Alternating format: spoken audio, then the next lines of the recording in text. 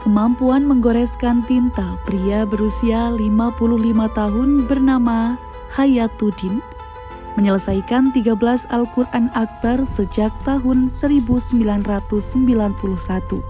Di Masjid Baitul Quran Kyai Haji Muntaha Al-Hafiz, Hayatuddin menghabiskan waktunya untuk menulis ayat Al-Quran. Sebagai umat Islam, dengan cara inilah Hayatuddin menjalankan perannya. Sebelum menuliskan ayat Al-Quran, Hayatuddin selalu menjaga kesuciannya lahir dan batin dengan berwudu, menunaikan sholat sunnah, dan berpuasa. Simak kisah pada episode kali ini hanya di Cermin, cerita motivasi inspiratif.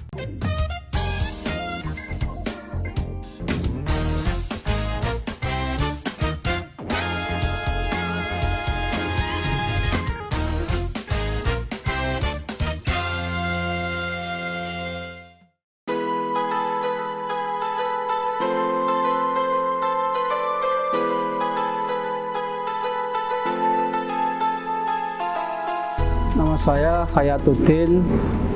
Saya di sini sebagai penulis Al-Quran Akbar Unsik. Di samping itu juga diangkat sebagai dosen Unsik. Al-Quran Akbar yang saya tulis ini sebetulnya ide dari Simbah Kyai Haji Muntaha Al-Hafidz yang dulu pernah melihat Al-Quran yang pernah ditulis oleh kakeknya selama berangkat dan pulang haji.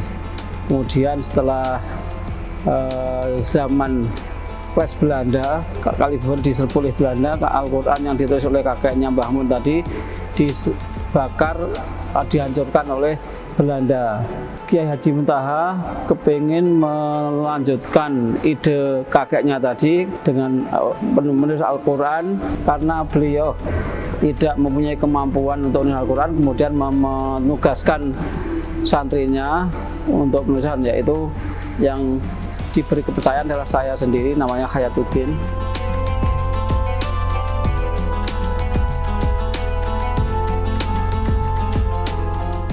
Al-Quran yang pertama ditulis mulai tahun 1991.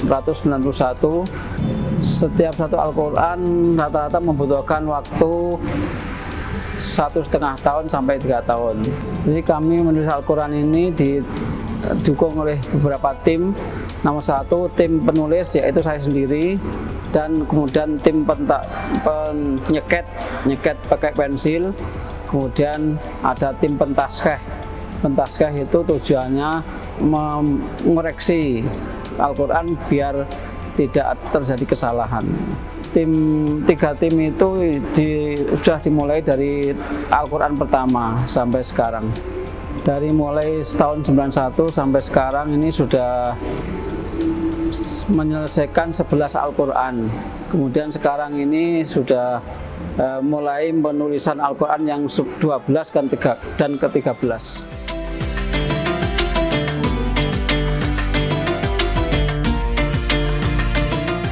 Al-Quran yang pertama diserahkan pada Pak Presiden Soeharto, kemudian disimpan di Binagraha atau Istana Negara. Dan yang kelima diserahkan ke Sultan Hasan Bolkiah Brunei Darussalam, kemudian disimpan di Istana Negara, Istana Sultan Hasan Bolkiah. Kemudian yang ke-10 ini rencananya mau diserahkan ke Pak Presiden Jokowi.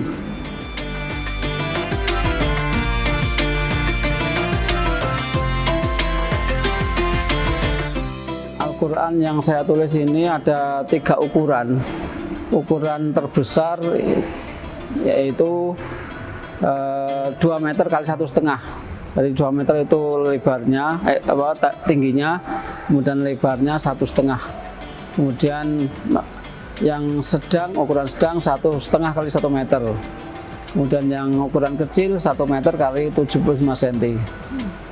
Untuk yang ukuran terbesar kurang lebih beratnya 0,5 ton atau 500 kg. Kemudian yang sedang itu sekitar 300 kg atau 3 kuintal.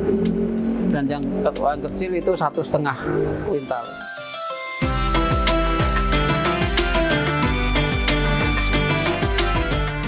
Al-Quran ke-13, 12, 13 ini ditarget waktu 1 tahun atau 1 tahun 1 bulan. Ini karena kebetulan ada 2 pemesan yang waktunya bersamaan. Akhirnya kita sanggupi, kemudian kita kerjakan waktu yang sesuai dengan yang ditargetkan itu. Awal mula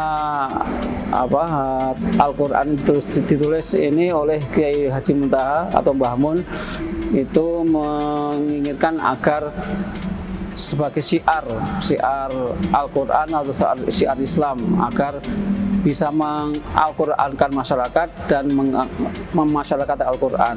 Itu target yang pertama kali. Kemudian target berikutnya ya ada nilai finansial.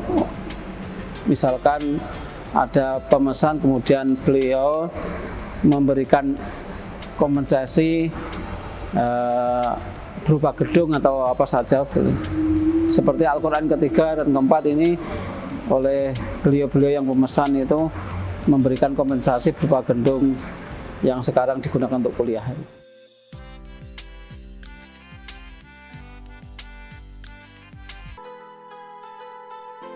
Kalau suka dukanya itu, kalau suka itu dari awal sampai sekarang suka, tapi dukanya itu hanya di Quran yang awal, karena waktu itu belum mengenal alat-alat tulis ya. Setelah mengetahui alat tulisnya sekarang sudah semuanya suka, jadi nggak ada dukanya.